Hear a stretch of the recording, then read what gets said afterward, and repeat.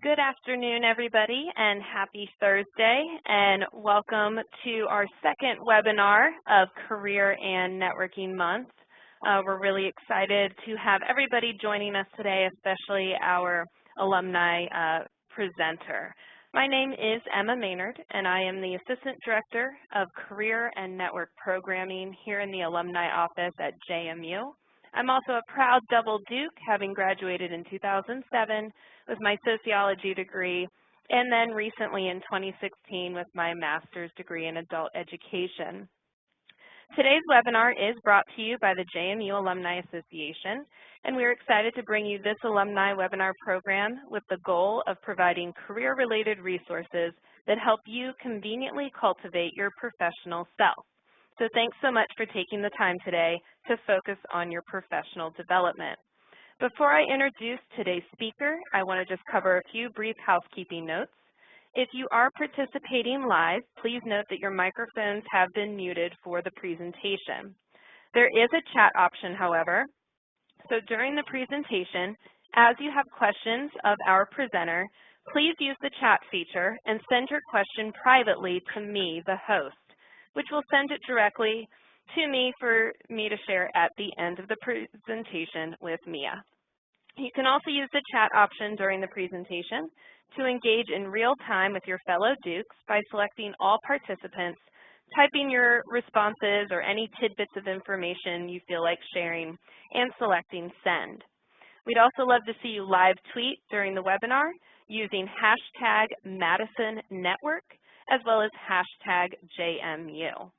As a reminder, the webinar will be recorded and we will send it to anyone that pre-registered, and it will be accessible on our website under the Career and Networking section.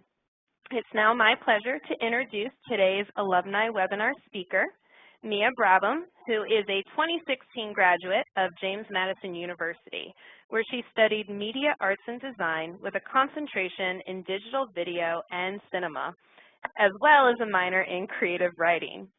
Putting her degree to work, she has been creating a variety of YouTube videos on her channel, Mia B, since 2007, gaining over 17,000 followers and 2 million views.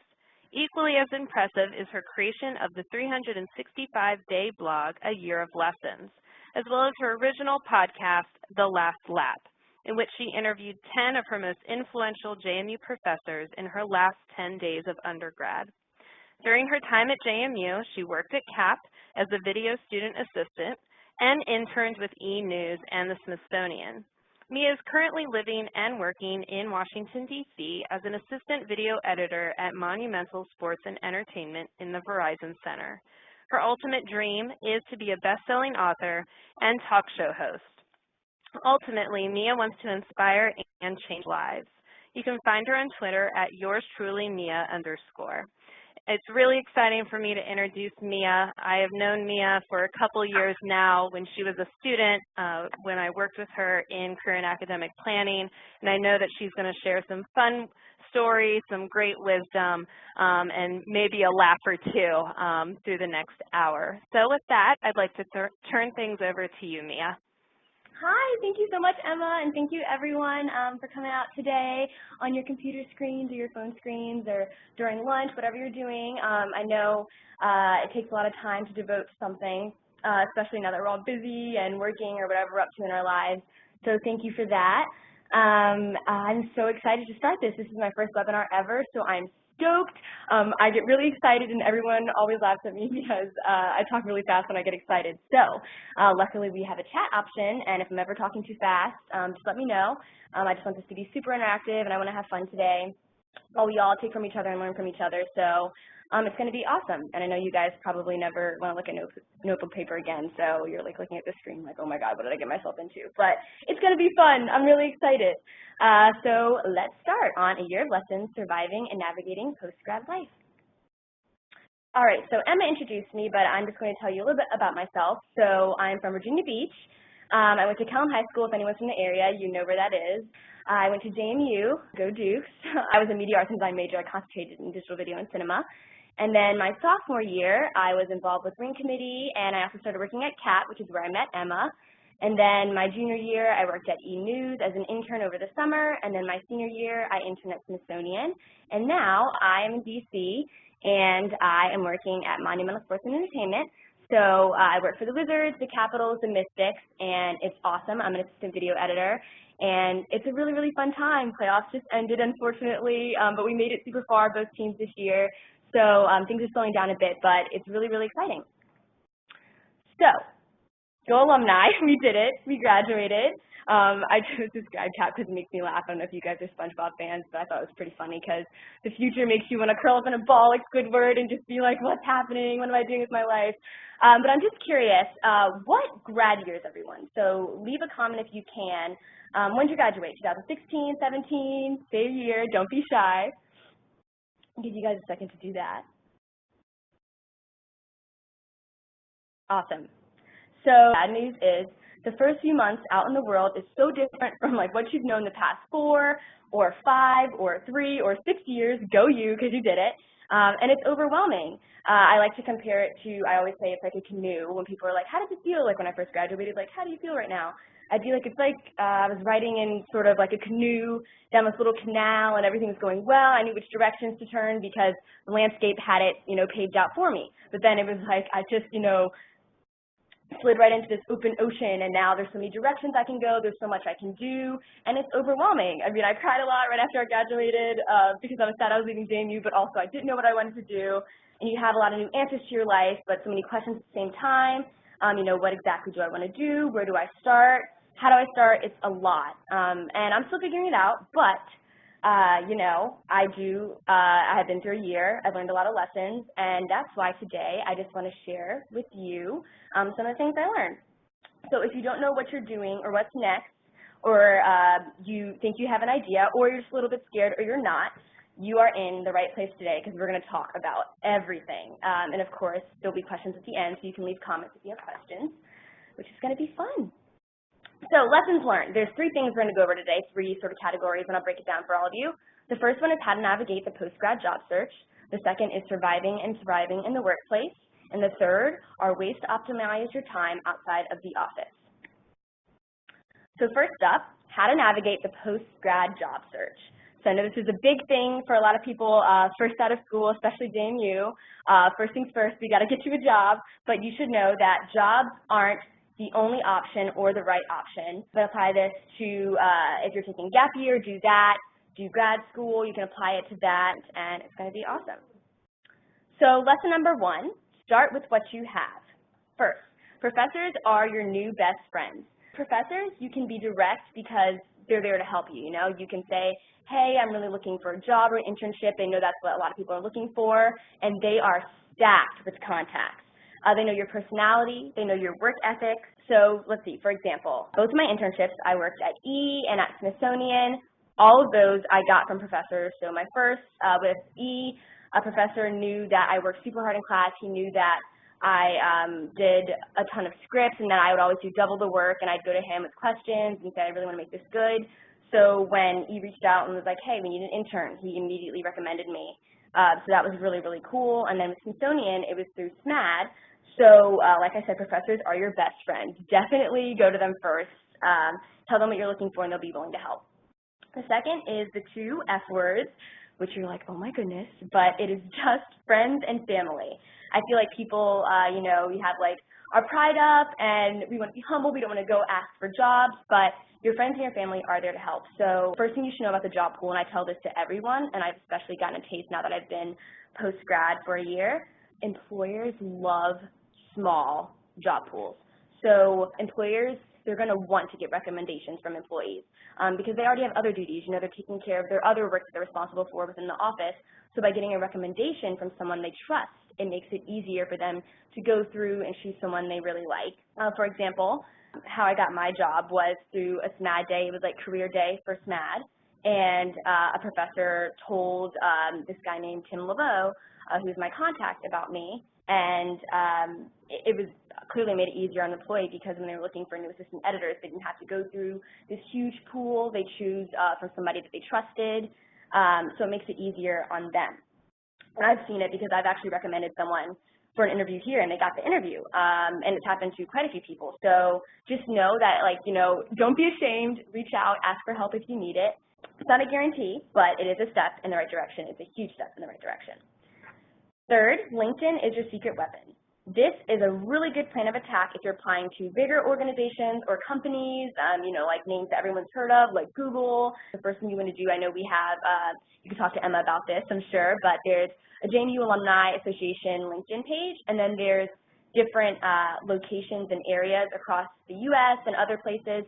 You can go and you can find people who work where you want to work, and you can message them. And Dukes are always open to helping other Dukes. This is something super, super important that I've learned. So don't be afraid to do that. And then for people that aren't Dukes, you can also look up people. So for example, I applied, my first step post-grad was, I was like, I don't know what I'll do. So I'll apply to this program in LA for entertainment and media. It's called the NBC Page Program. So if you watch 30 Rock, you know Kenny is a page.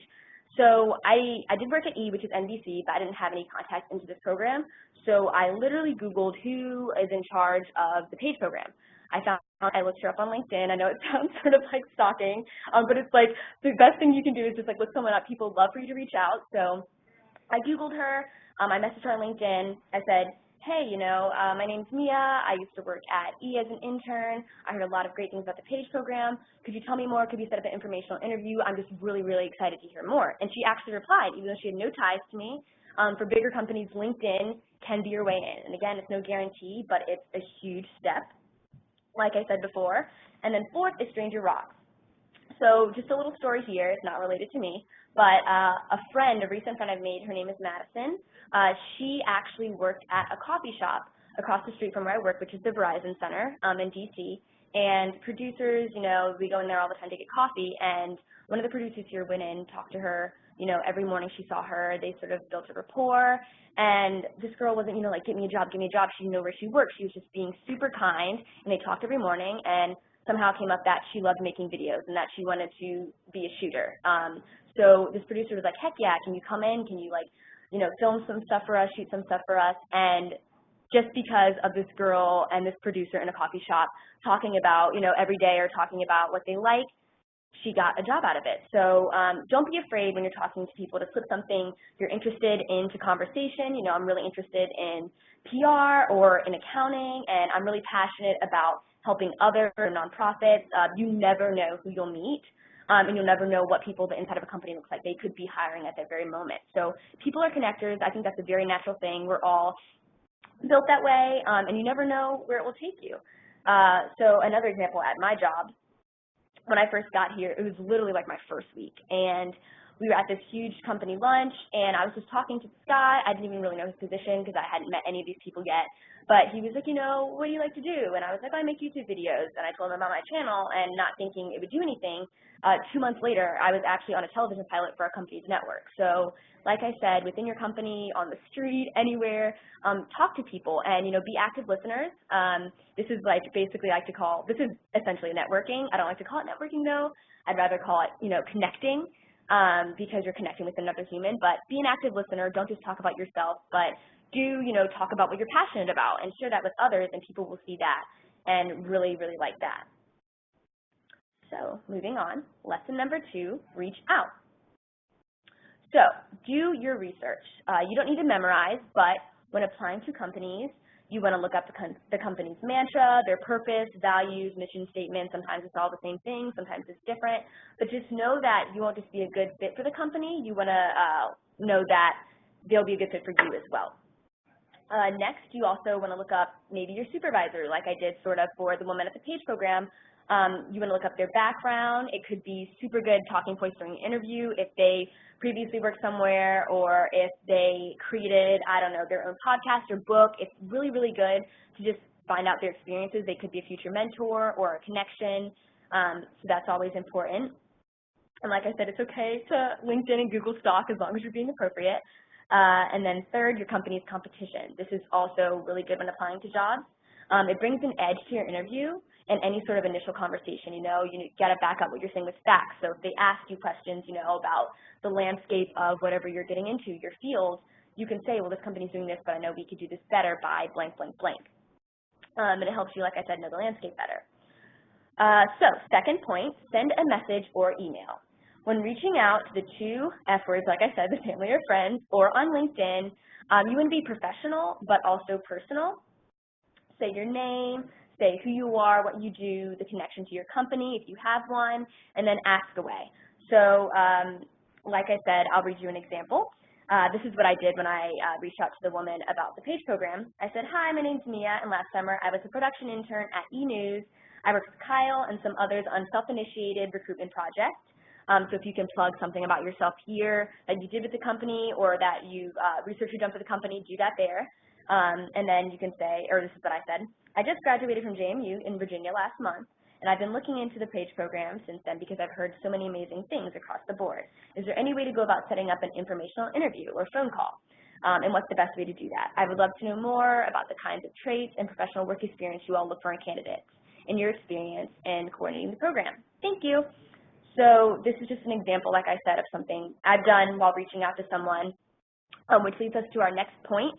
You definitely want to chat with care. You have to use your discretion when reaching out to people. So if you're close to them, like I said, professor, a family member, a friend, you can most likely, reach out and straight up sort of just ask for a job. You can say, hey, I'm really interested in this field. Do you know anybody that can help me maybe get a job or internship, blank, blank, blank.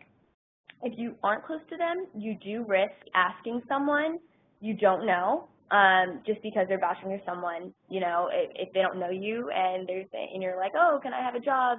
Can you reach out to me and tell me how I can get in, or can you put in a good word? If they don't know you, that's not just your name on the line, that's their name on the line. So if they don't know you and they bring you in and you're not a good candidate or you're not a good fit, that's going to reflect on them. So you have to be very careful. You definitely want to come off with a person you don't know with a very curious sort of interaction. So like I did with the E thing and with the PAGE program, I was like, hey, I'd really like to know more. I'd like to set up an informational interview. And then you see where that leads. You don't want to say, hey, can I get a job? Can you get me in? Because that's just super aggressive. And this happened to me personally. A girl on LinkedIn connected with me and asked for a contact number of my boss at E. And I definitely didn't reply because that's super personal. And then a good example is a girl messaged me on Facebook, and she asked me applying to a position at Monumental. I didn't know her. But she was like, hi, can you talk on the phone? I really want to know more about how you like the company and what you do. And I definitely called her and we talked, even though I didn't know her. And I actually ended up putting in a good word for her because it just depends. You don't want to vouch for someone before you know them. So wrapping this one up, don't be discouraged. Companies still hire from websites and postings. You don't have to start with what you know, but it's a good shot, doing that first. So for example, I got an interview for a radio show in LA, and I had no contacts or connections, but it works. You can still reach out to big companies, but make yourself irresistible and be the best you. So lesson 3, stand out. I know you guys might have been to CAT or other resume services, but we're going to go into some details you might not have heard before, just some things I've learned applying to a ton of things that have really, really helped me in my professional experience. So resumes.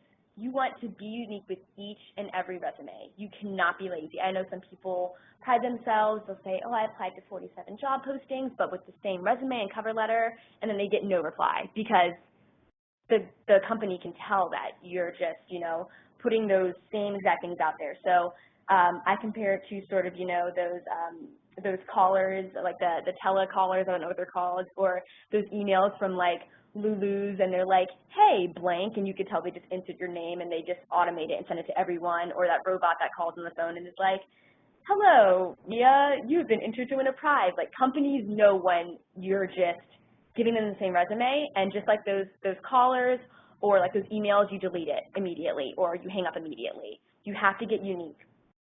So like I said, craft a new resume for every application depending on your position. So that leads to create a resume HQ, so a headquarters. I have one huge Word document of a resume that has every single job, internship, skill, honor, club position, leadership position ever that I've ever done. And it's sort of just like this headquarters that I go to. And so when I find a new job posting that I want to apply to, I literally take that resume, I put it next to me, and I craft my resume. So I take different jobs and positions and honors that specifically apply to that job posting that I'm applying to, and I make my own resume. So I sort of like say it's like a resume baby. You want to take the little pieces of what you like and then craft something brand new. It takes a lot of time, I will tell you that, but it is 100% worth it, and you will definitely stand out. So next, action words save lives. This is one of my favorite articles ever. Just Google it when you get a chance. It's the Muse, and it's 185 powerful verbs. So you want to have good verbs as the very first bullet point on any of your resumes. So this is what really gets an employer interested when they're looking. You stand out more. So for example, instead of I created or I led, you want to say I engineered, I consolidated, I spearheaded, I influenced, I cultivated. You know, give them the goods. You have permission to make your internship experience awesome. You clearly never, ever want to lie on a resume, but, you know, pump it up a little bit. Be proud of yourself and say, yeah, I did do this. I did spearhead this. I engineered this.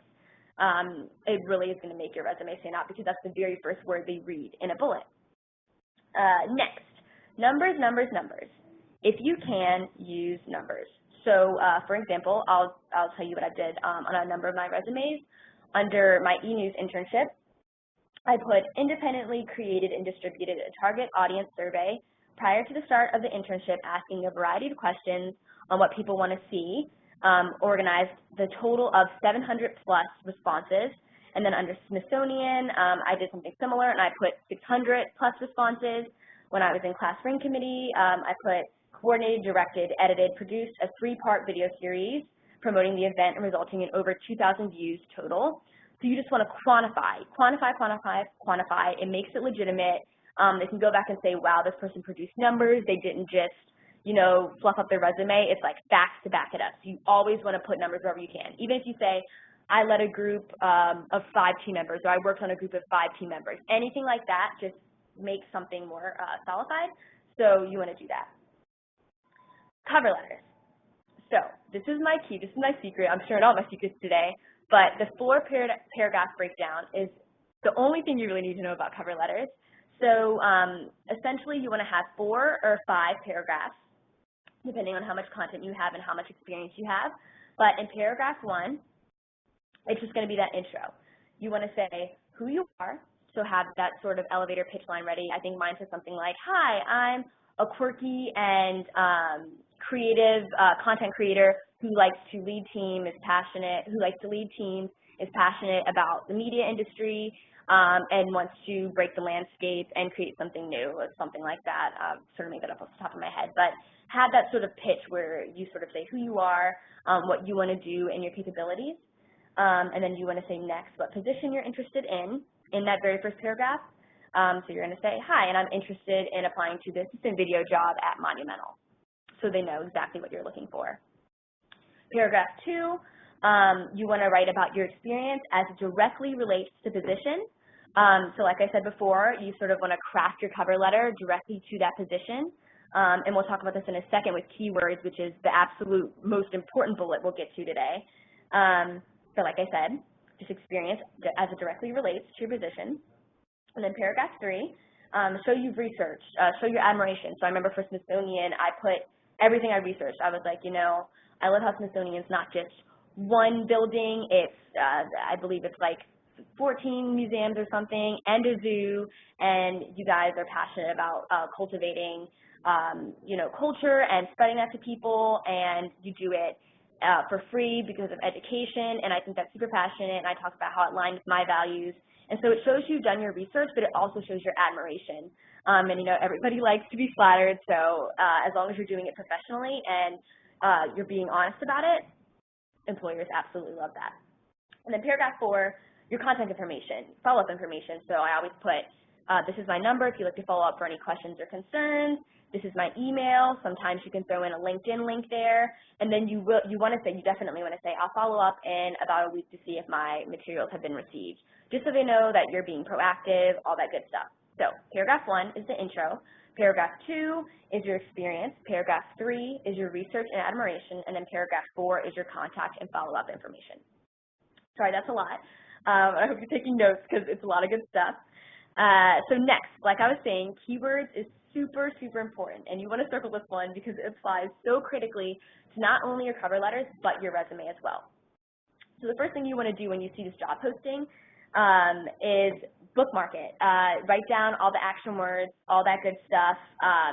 You just want to make it super, super clear that you read the job posting and you're taking exactly what they asked for. So for one that asks, this reporter will track trends, they'll regularly write features, produce videos and photos, build reader engagement. I took every single experience from my resume HQ that had those keywords in it and then put it in my resume, because if you guys don't know this, some companies, especially big companies, have resume filters, so you can actually see what keywords match up from your job posting. So if you have just those words, it will make everything better. And then the second ones are sort of self-explanatory for these last two bullets. Don't repeat, elaborate, and then give concrete examples. So dig deep on your resume, mention own personal projects you've been a part of, and then be concrete. So say, hey, at this position at CAP that I did, I developed this specific series. I put the name of the series in it. And then I said it was a 4-part email series that helped, undergraduate students. So clearly that wasn't on my resume, but I went into detail there. So that's super, super important. So this is just what we covered: how to navigate the postgrad job search, start with what you have, reach out, stand out. Next is surviving and thriving in the workplace. So first thing you want to do is take on the intern mentality. In your first job, or for any job for that matter, you're surrounded by people who are exponentially good at what they do. And quite honestly, this really scared me at first. I was like, oh my gosh, everyone's better than me, like I don't belong here, and you sort of talk yourself out of being good. But I came to the conclusion that you can either let this intimidate you or you can let it inspire you.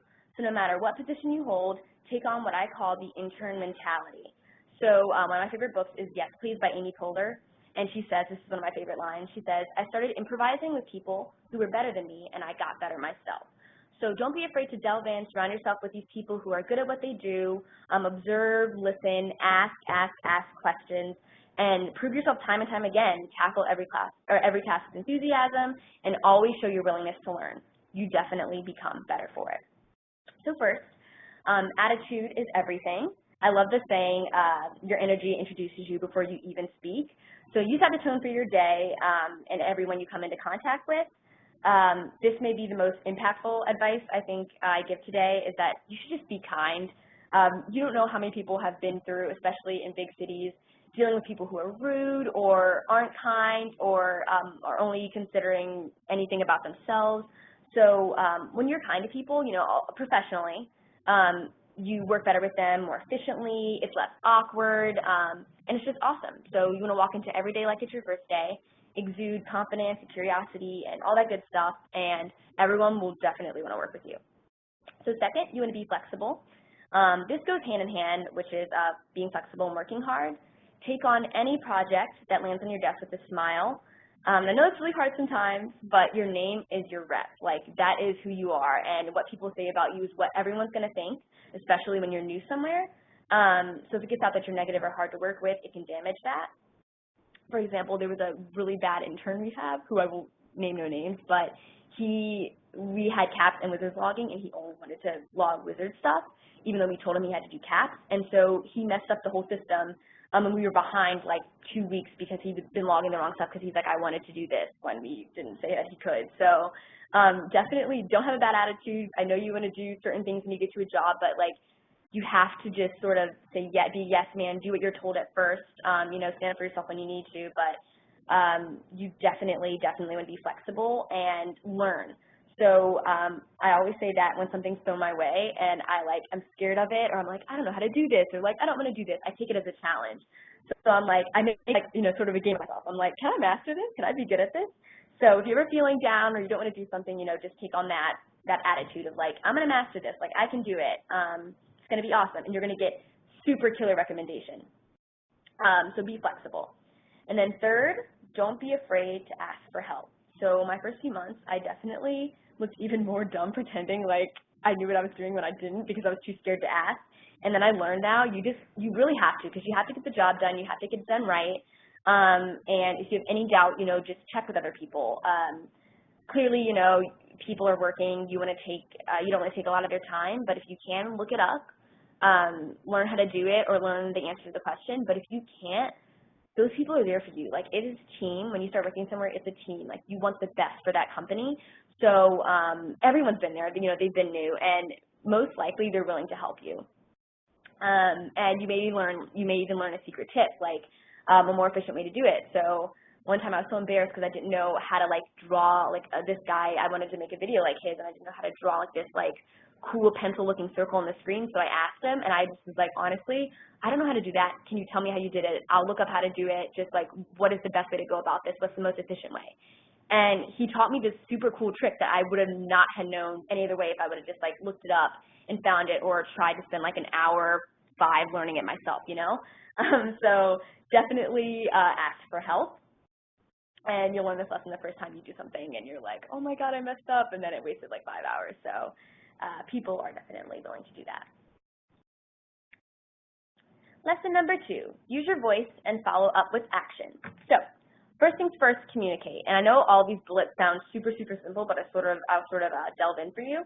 So you want to communicate. Send updates and don't let things fall between the cracks. So it's way better to be over-prepared than under-prepared. I typically send out an end-of-the-day update because of just the nature of my work with videos. Like, I work closely with producers, so they tell me, you know, what to edit. And at the end of the day, I'll say, hey, I'm this far, or here's a cut of my video. This is as far as I've gotten, and I'll ask questions if I need to. And then if I'm going to be out, even if it's for a day, even if it's for, you know, a few days, I'll say, hello, I'll email the people I need to email, and I'll say, this is my schedule, this is a list of videos that I'm currently working on that still need to be done, the ones that I finished, the ones that I'm still waiting on response from the client. I'm super organized about that, and they will be really, really impressed. Like, my supervisor has gone out of his way to tell me, you know, like, I really appreciated that email of you updating me, no questions asked. That's really, really awesome. So it'll impress people when you do that. It's really, really nice. So second, you want to speak up. So I sort of have 4 little, I guess, bullets here. But you want to express your wants and desires. You don't want to let people walk over you, even when you're new. You have to communicate and speak up when you have too much on your plate. And then when you make a mistake, you should speak up as well. So express your wants and desires. Keyword, express, not demand. So like I said, and like that intern, you're new. You can't tell them what you want to do, but you can express, oh, I would really like to work on that eventually, or I'm really interested in this. And supervisors, because they want you to work there, will usually work that in, you know, eventually to your schedule. But like I said before, too, with chatting with care, just feel the climate always. Like, if it's tense or if it's too busy, don't start going asking for crazy things, you know. You just want to always feel what the room's like. And then don't let people walk over you. So in my first few months, it did happen because I tend to be super nice. I don't really want to step on anyone's toes. But one time, someone actually threw me under the bus for something I didn't do, and I was really mad about it for a few weeks. And I just learned from that day, like, it's really important, like I said, to be flexible, be yes man in certain ways, but you cannot, people will do this, like, you can't always take the fall for other people. And you clearly don't need to broadcast that to your coworkers and your whole company, but this is why it's critical to build a close relationship with your supervisor, because they do want to hear things about this. They do want to know that you're doing everything you're supposed to be doing, and that's super important, so you should speak up about things like that, or it'll continue to happen. And then when you have too much on your plate. So playoffs were a super crazy time, for example, here, and I remember I had so many things on my plate that I literally was like, you know, I don't think all of these will get done if I don't do anything about it. And I was so nervous because I was like, I don't want my boss to think I'm lazy or that I can't do it, because I can. So I just got myself up, I went over it, and I was like, listen, I'm really excited to be doing the work that I'm doing, and I want to get this all done, and I know I can.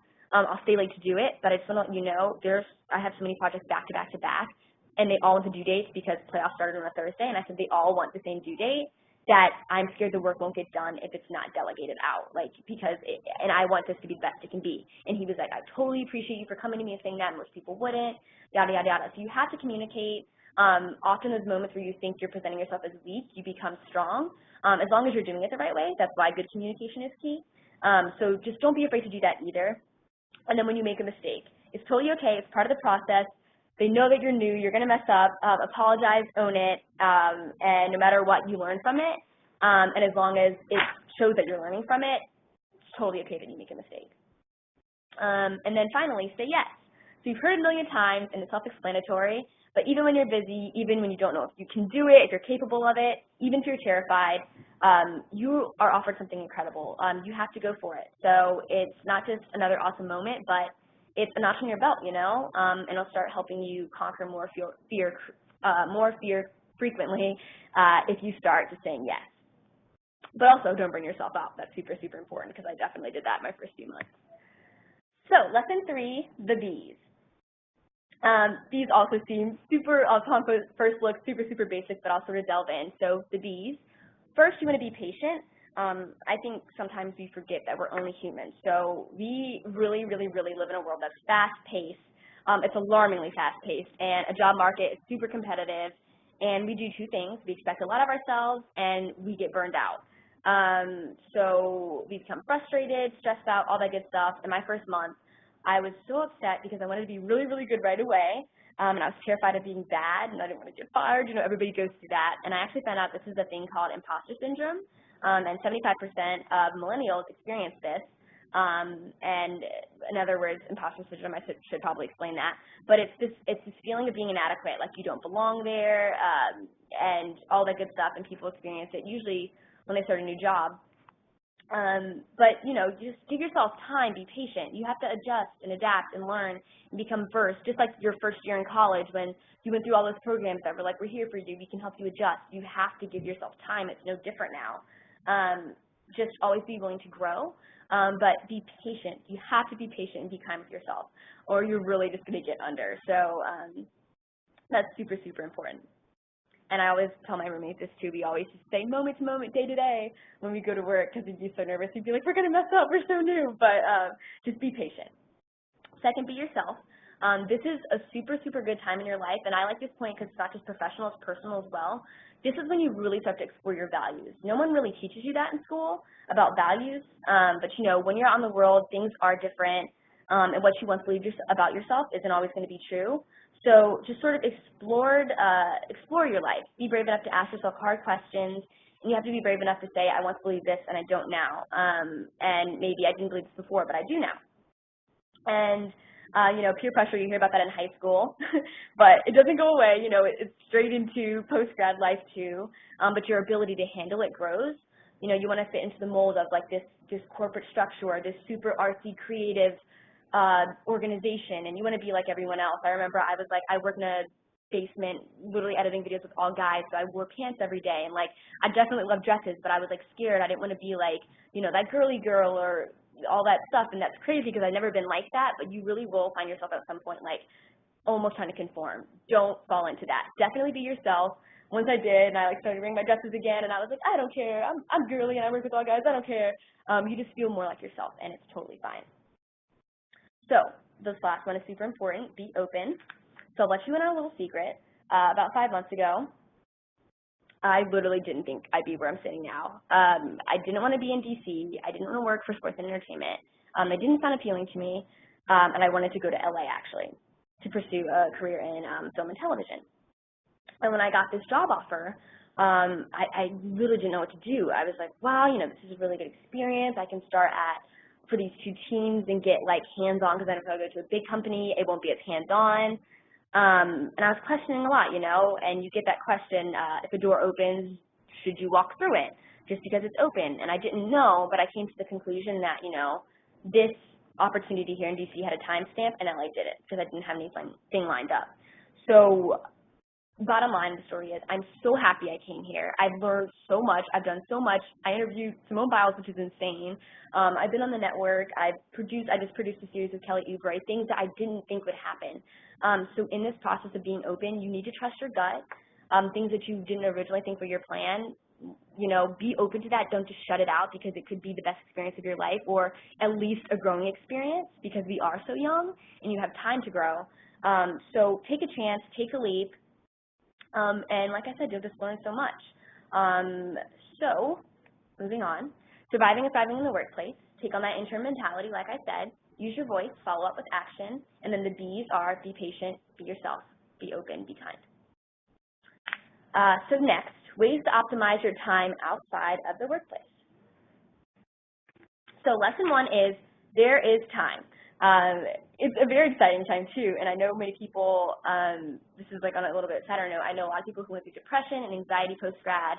I did myself for a little bit, and it's scary because, like I said, it's like a canoe that opens up to the ocean. You don't know where you're going, but just know that you aren't alone. And also know, this is most importantly, I want you to listen, you aren't your job. There's phone ringing in here. Hi.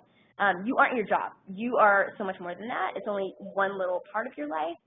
So just remember that, because I know it can feel time-consuming. My roommate and I used to come home and be like, oh, my goodness, we are literally working and then going home and then doing it all over again. But just live that 1/7 life. Every day of the week is a day to live, so don't get tied down to just being your job. So there is time. The 168 Hours, it's this book in this sort of, I've seen graphics by Laura Vanderkam, and basically this bucket theory rule is saying that there's 56 hours in a week for sleep, that's 8 a night, 56 for work, 8 hours a day if you're productive and efficient, and then 56 for whatever the heck else you want to do. So that's 56 hours to do whatever you want. For people like myself, I like a lot of personal endeavors and endeavors outside of, my job. So I like to write, and I like to do blogs and podcasts and all that stuff. You can make time for it. And some people argue, this doesn't include commute and travel and all that stuff, but, you got to make time out of that. So read on the metro ride or listen to a podcast while you're driving into work. On the metro, I know my roommate from my internship in LA, her name is Franny, she wrote an entire book over the course of her first year of post-grad because she would write every day on the metro going to work. So it's totally possible. It is harder, but you can make time and you can carve out time before and after work for things that you love. So it's really that simple. Lesson 2, find your flow. So this is one of the most important things I've learned. You have to find your daily, weekly, and monthly rhythms. And I know you're sort of like, what? Are we dancing? Are we going on a boat ride? Like, what's happening? But simply, I learned this from Harvard Business Reviews, simply finding your flow and your bodily rhythms is just learning how and when your body works best. So if you like to hang out, if you like to work out, some people find out working out after work, they're done. They want to go home, they want to relax, so they work out in the morning. People who want to write, I personally get up early and write in the morning if I can, if I have time that week, because by the end of the day, I don't want to do anything. Some people function best at night, so they'll ask their boss, hey, can I come in late? Can I have flexible hours so that I work later? And then when they get home, they cook, do their thing, and then they stay up for, night, like writing or, even as simple as hanging out with friends, just making time. So find out, day to day, even at work, I do my small tasks first and then dig into big tasks because I like all the small stuff to be out of the way. Some people like to just work on huge tasks, get through it, and all that. You just have to sort of learn naturally how you work best and at what time of day. So lesson number 3, think of these years as an investment. So, like Emma mentioned in the beginning of my intro, I created a podcast my last 10 days of undergrad where I interviewed my favorite professors who literally impacted my life so much. And I had a professor, Jenny Davis. She was sociology, and she mentioned something I'll never forget. And at the time, I didn't think it was impactful. I just sort of felt like, okay, clearly, you have to do your work, so you can get it done. When I graduated, I understood exactly what she was saying. So she said, she found the best way to be an effective and functioning adult is to recognize that most of the time you have to do the things that you don't want to do. And once you get in there and get it done, you get to do all the fun and rewarding stuff, and you don't have to worry about that. So when the answer is get done what you have to do or have fun, always get it done first so that you don't have to worry about it. Get that stuff out of the way. And then, by next point, by building your foundation now, it will pay off later. So this goes for everything. Finances, I didn't know what taxes were. I didn't know, even about my student loans, paying bills, getting this apartment in order, deposits. I was so frustrated because life had so suddenly changed. I didn't know how to handle all this. My mom literally told me, you have to change your perspective. You have to think of these years as an investment. So whatever you're going through, whatever you will go through in these next few months, it is an investment for your future. By getting it done now, by learning all these things now, getting into the hard stuff, I promise you, it becomes easy, whether that's finding an apartment, a house, a job. Put in this work now, and then in a year, you'll be able to do a webinar like this, giving advice that's very, hopefully, helpful to others. And you should also know, I should add, if it's totally okay to live at home. I know people are weird about that, but I almost wish I did. I jumped right into living on my own, and it's good to, you know, again, think of these years as an investment. Like, take that first year for saving money or doing whatever you need to do.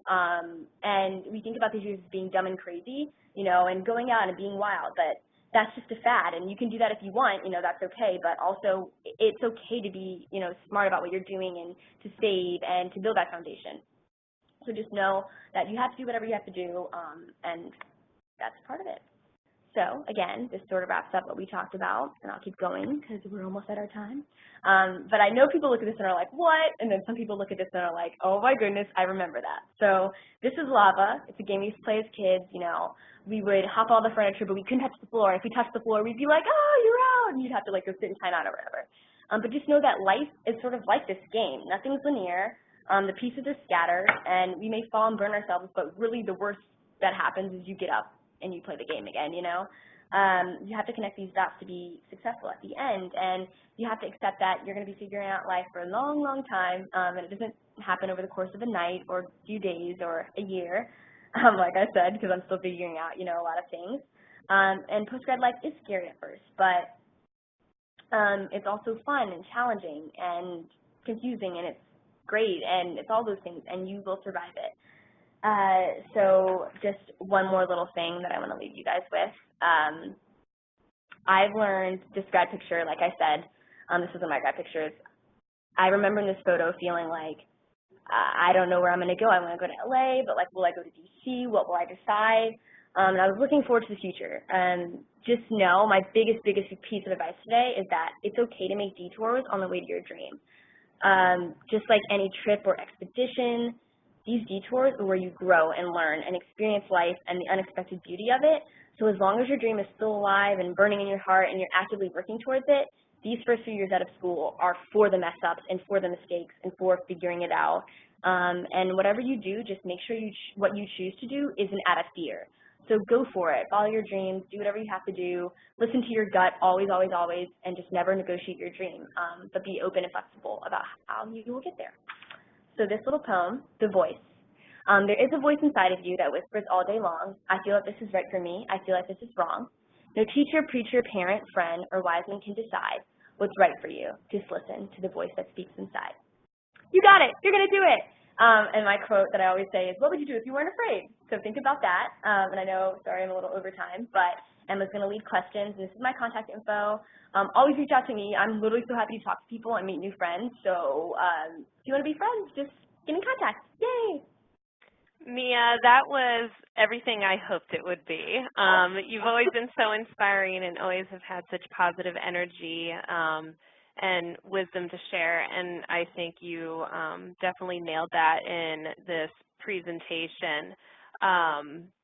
So we do have some questions that have come in that I was hoping that you could answer. The first question we have is from one of our listeners, and they're asking, so what's your favorite project that you've worked on at work, and what was your favorite thing about it? Oh, that's a good question. Thank you. I'd probably have to say, I don't know. So, I mean, like I mentioned, I interviewed Simone Biles, and that was definitely a favorite. But the only reason I say that is because I want to compare. Like, obviously, like, people look at that and they say that that's the most glamorous, like, that's the most fun. You met an Olympian, all that good stuff. But I actually recently did a project with, who people may be familiar with him, Kelly Oubre. He's a player for the Wizards. He's a rookie. He's actually younger than we are, and he's killing it right now. But I produced a series. I pitched this idea, and I say, I don't know what to do with this idea, but I've seen these videos online where two people literally sit in a room just talking. And I think you could do so much with it, and it's so cool. And I pitched it, and it got approved, so they let me produce it. And I loved it so much because it wasn't easy. Like, I learned so much from having to build a project from the ground up. And it sounds simple, you know, two people sitting in a room talking, how much can go into that, but you have to book the talent, you have to find the set online, it has to get there in time. I remember there was snow, so it almost didn't come in time, so I had to like think on my feet about what we would do if it didn't come. And you have to make everyone happy, and you're dealing with lighting and all this stuff and telling people what to do, and sometimes you don't know what to do. And it was just a huge, huge experience, and it's definitely my favorite thing that I've worked on so far, even though it's outside of my duties as just an editor. It's definitely something that I feel like has helped me grow a lot, for sure. Well, that goes along with what you're saying about, seeing opportunities or new responsibilities as opportunities, and kind of searching outside of that comfort zone. I loved all the quotes that you had throughout your presentation. I think they're so inspiring, and it reminded me of a quote that I love that relates to what you're saying, where it says, if you're offered a seat on a rocket ship, don't ask what seat, just get on. So I thought that was so relatable to your presentation. Another question that came in was, what was the moment after graduation that you felt like you had really succeeded in adulting? Oh my God. That's funny because I'm still like, what's adulting? I would probably, okay, it's like a totally sad moment, but it's a good moment. So when I got my first paycheck, and I was so lit, I said lit, I did it. I was excited. I was like, oh my God, I'm rich. And then I realized how much I had to put towards like rent and student loans and bills in my car. And then I looked at what I had left, and I literally called my mom crying because I was like, I thought I was working. I thought I'd be rich. But you realize like you have real life responsibilities, and it was sad, but I was like, it was kind of like a good feeling afterwards because I was like, oh yeah, like I can handle myself. I'm an independent woman. And I don't know, it's just a good feeling to know that you're like taking care of yourself, but it's also hard because you're just like, this is not what I thought it'd be.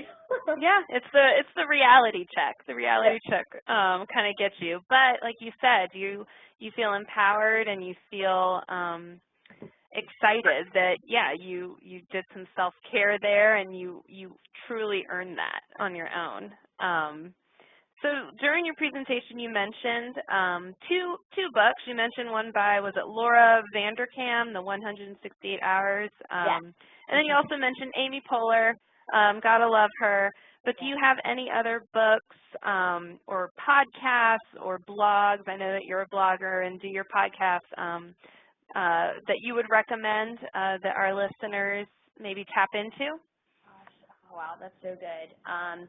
I just recently, it's a novel, so it's a little bit long. You got to get through it. But If You Find This Letter is a really good story by Hannah Brenter. She's a super good blogger, but she writes about how she moved to New York and postgrad life like wasn't what she thought it'd be at all in city life, and how she sort of dealt with it, and talks a lot about service.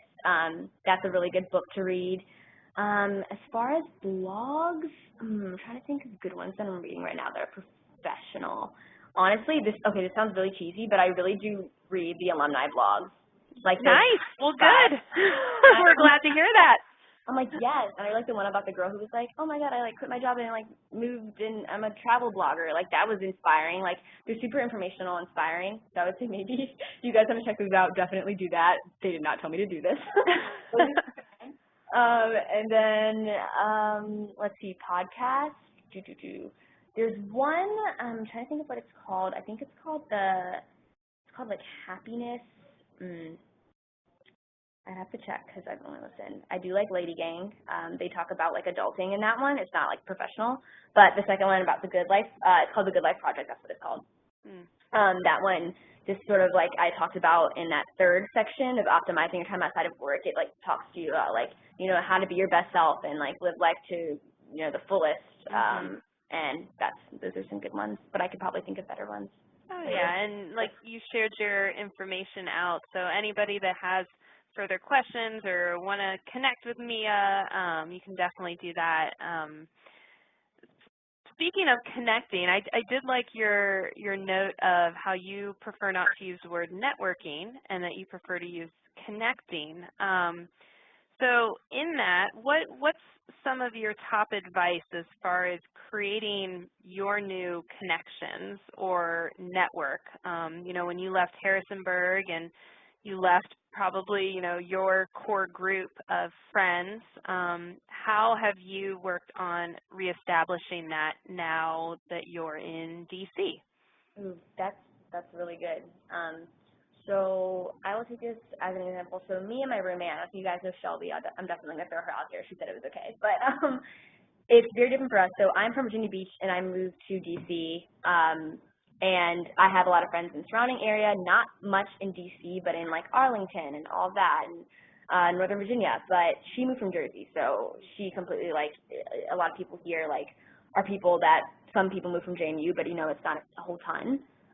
So we're both sort of like figuring out, like, you know, how to make friends outside of JMU, and you know, by still obviously still keeping connections. But I definitely think work is a super good place to start, because you're not going to be the only one. There's going to be people, you know, around your age who are also like moving. Like, this is why it's so important to be kind and talk to people at work. You know, you have to be professional and work hard, but it's okay to take time to get to know people.